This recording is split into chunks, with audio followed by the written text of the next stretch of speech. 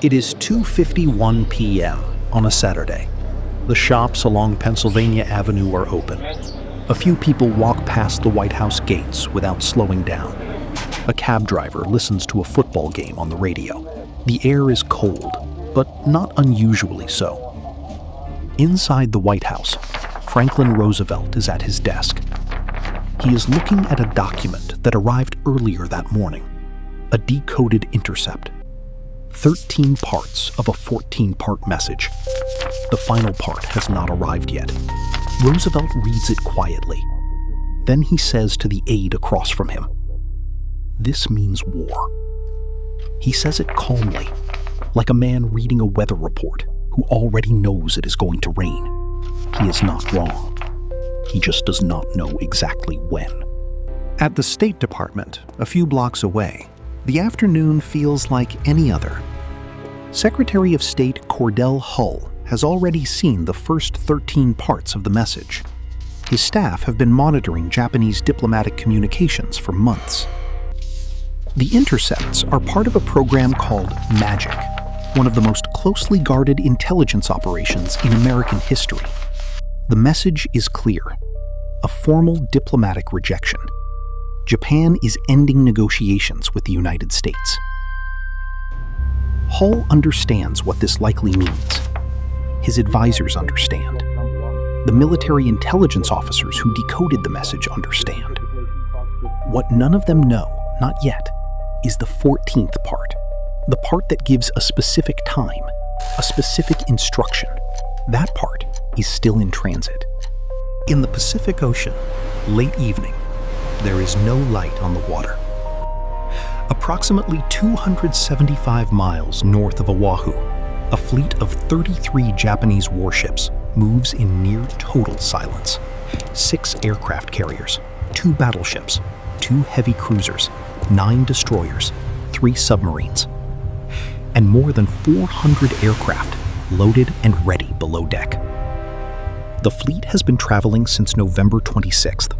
It has maintained strict radio silence. No communications, no signals that could be tracked. It is moving at the edge of the storm season, deliberately. The waters are rough. The route was chosen because no commercial ships travel this way. Vice Admiral Chuichi Nagumo stands on the bridge of the carrier Akagi. He is not speaking. He is waiting. At this moment, the fleet does not yet have final confirmation to attack. That order will come in a matter of hours. But the aircraft are ready. The pilots have been briefed.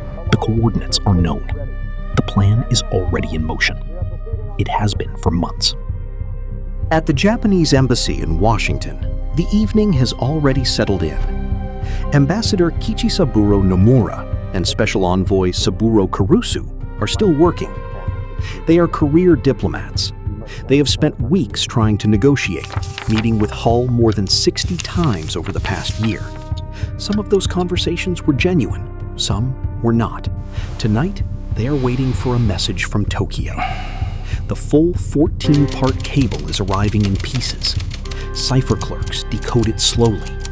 The equipment is old, and the process takes time. Tokyo has given clear instructions. The completed message must be delivered to the American Secretary of State at exactly 1 p.m. the following day, Sunday, December 7th. Not before, not after. The timing is precise, non-negotiable.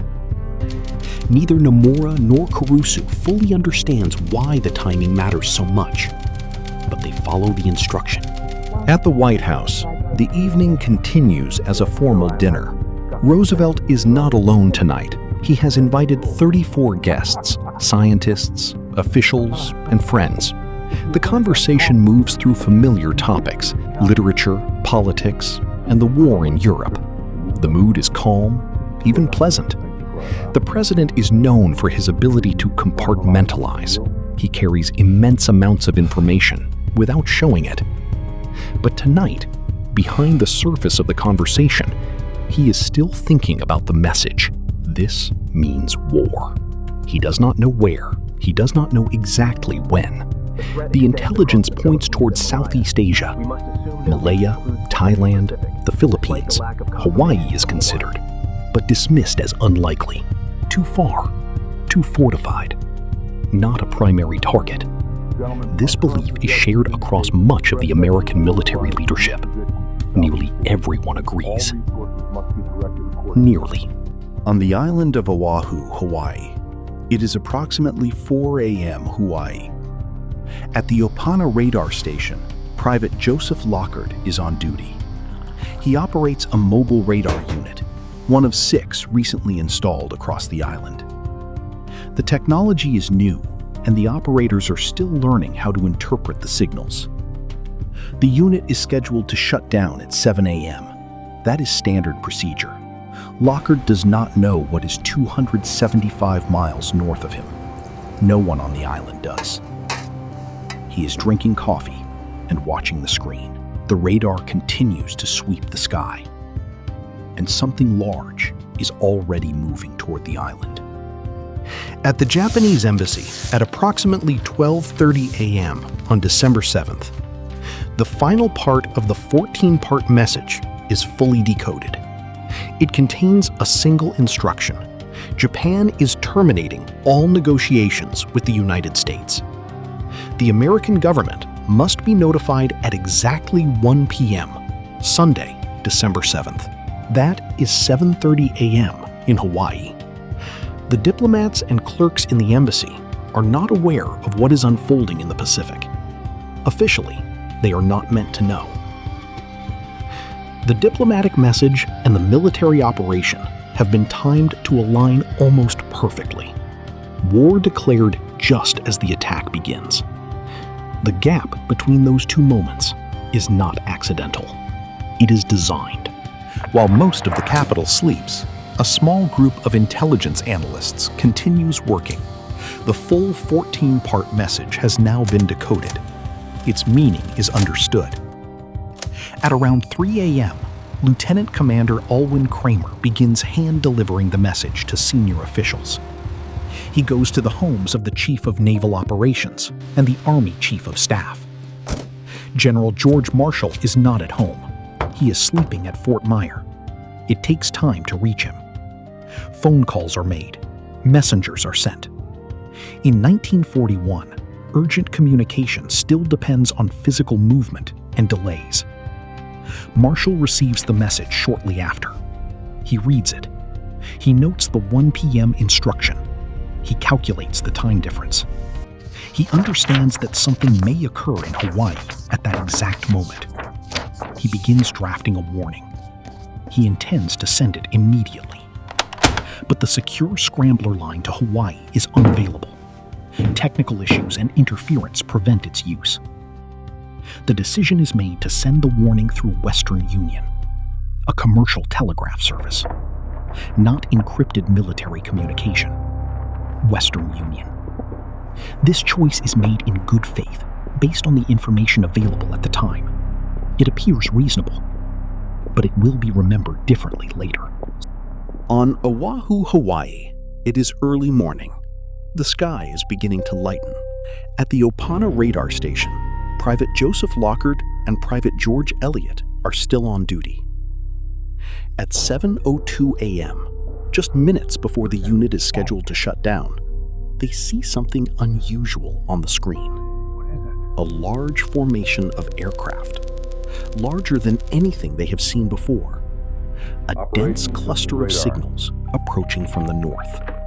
They look at each other and make a call to Fort Shafter. A junior duty officer, Lieutenant Kermit Tyler, answers. He has just taken the post. He has never seen a real warning like this before. He knows that American B-17 bombers are expected to arrive from the mainland. He assumes this is what the radar is detecting. He tells them, "Don't worry about it." Don't worry about it. Lockard and Elliott continue watching the screen. The formation keeps moving closer. At 7:39 a.m., the signals disappear from radar range. The aircraft are now too close to detect. They record the data. They file it. They do not call again. At Pearl Harbor, it is Sunday morning. The harbor is still. Many of the men are asleep. Others are eating breakfast. A few are on deck, watching the water. The sky is clear. unusually clear for December. Later, survivors will remember how blue it was. The fleet is lined up along Ford Island, the Arizona, the Oklahoma, the West Virginia, the Tennessee, the Nevada, the Maryland, the California, Battleship Row. 96 ships are in the harbor, 8 battleships. The base is not on high alert. Earlier warnings were vague and nonspecific. They were interpreted as a risk of sabotage, not an air attack. The aircraft on the airfields are grouped together for protection. That decision makes them easy targets from the air. Commander Mitsuo Fuchida is leading the first wave of Japanese aircraft. He looks down and sees the harbor exactly as the reconnaissance photographs showed it. The ships, the arrangement, the stillness. He fires a flare, the signal to begin. He transmits a short code over the radio. Tora, Tora, Tora. It means complete surprise has been achieved. In Washington, Ambassadors Nomura and Kurusu have arrived at the State Department. Late. They requested the 1 p.m. appointment, but did not arrive until 2:20 p.m. The decoding took longer than expected. A junior embassy officer typed the final document on a typewriter, not a professional-grade machine, and the work went slowly. They do not yet know that the attack has already begun. When they enter Cordell Hull's office, Hull has already received word. He already knows. He looks at the document they hand him. He reads it, slowly, deliberately. Then he looks at Nomura. What he says is not diplomatic. It is personal. He calls the message, and what it represents, crowded with infamous falsehoods and distortions. He tells them he has never seen a document more crowded with infamous falsehoods. Then he gestures toward the door. The two ambassadors leave without speaking. Roosevelt is in his study when the first call comes in. Secretary of the Navy Frank Knox calls at approximately 1:47 p.m. Washington time. The attack has been underway for nearly 2 hours. Roosevelt listens. Then he begins making calls. Within 30 minutes, his senior military advisors are gathered. Hull, Secretary of War Henry Stimson, Army Chief of Staff Marshall, Chief of Naval Operations Harold Stark. The room is quiet. The information coming in is fragmented. Numbers are uncertain. Damage is unclear. What is clear? The Pacific Fleet at Pearl Harbor has been struck hard. Later reports will confirm 2,403 Americans killed, 1,178 wounded, 18 ships sunk or severely damaged, 347 aircraft destroyed or damaged. The battleship Arizona, more than 1,000 men still aboard, struck by an armor-piercing bomb that reached the forward ammunition magazine. It went down in 9 minutes. The warning telegram that General Marshall sent from Washington via Western Union arrived in Honolulu at 7:33 a.m. local time, 22 minutes before the attack began. But no one at the Honolulu Western Union office knew its priority. It was not marked urgent. It was not delivered immediately. The messenger boy, a teenager on a bicycle, was caught in the middle of the attack on his way to Fort Shafter. He took cover. He delivered the telegram hours later, after the attack was over. The message was stamped received at 2:58 p.m. The base commander read it at approximately 3 p.m. The attack had ended at 9:55 a.m. Roosevelt addresses Congress at 12:30 p.m. The speech is short, 6.5 minutes. It has been drafted quickly. The famous first line almost wasn't that line at all. An early draft read differently. The word infamy was added by Roosevelt himself, in pencil, on the final draft. The vote for a declaration of war passes in the Senate, 82-0. In the House, 388-1. The single dissenting vote belongs to Representative Jeanette Rankin of Montana, who had also voted against entering World War I in 1917, and would later say she could not vote for any war, under any circumstances. Within 4 days, Germany and Italy declare war on the United States, citing their alliance with Japan. America, which has spent 2 years watching from a careful distance, is now in the war. All of it. In every theater. The questions begin immediately and do not stop for decades. How did this happen? The answer is not simple and has never been fully resolved. What the record shows is a cascade, not a single failure, but many small failures arriving at the same moment from different directions. A warning delivered by civilian telegram instead of military wire. A radar operator told not to worry. Don't worry about it. A 1 p.m. deadline that no one fully connected to an operational timeline. Intelligence that pointed towards Southeast Asia more than Hawaii. An assumption, widely shared, that Japan would not attack a target so far from its supply lines. A military establishment that had been watching one ocean so intently it had left the other ocean imperfectly covered. None of these things were failures of courage. Most were not failures of intelligence. They were failures of connection, of synthesis, of someone, somewhere, asking, what if we're reading this wrong? The systems were present. The information was largely available. The gap was in the interpretation.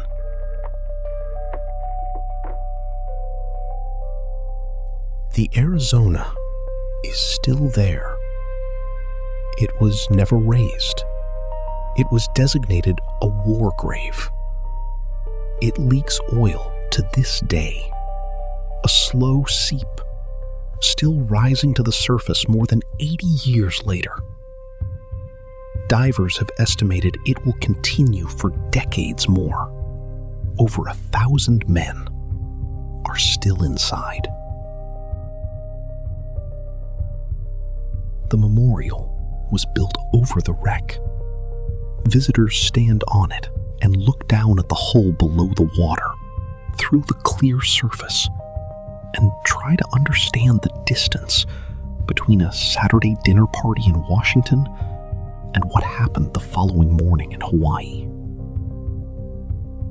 It is a large distance, and at the same time, it is not. The fleet that sailed from Japan on November 26th was prepared, committed, and invisible. The country it was moving toward was awake, informed, and in the most critical sense, not quite prepared for what that information meant. This is not a story about good and evil. That framing is too simple for what actually happened. It is a story about the distance between knowing something and understanding it. About the gap between information and action. About what happens when systems function but do not connect. The signals were there. The radar blip at 7:02 a.m. The 14-part message. The 1 p.m. instruction. The phrase, "This means war," spoken quietly by a president at his desk on a Saturday afternoon. They were all there. And then, at 7:55 on a Sunday morning, the sky above Pearl Harbor filled with aircraft. And the world that had existed on December 6th, 1941, the quiet street, the football game on the radio, the dinner party, the Sunday morning on the water, that world was over. It ended not with a decision. It ended with the arrival of something that had already been decided. Long before anyone in Washington understood that the deciding was done.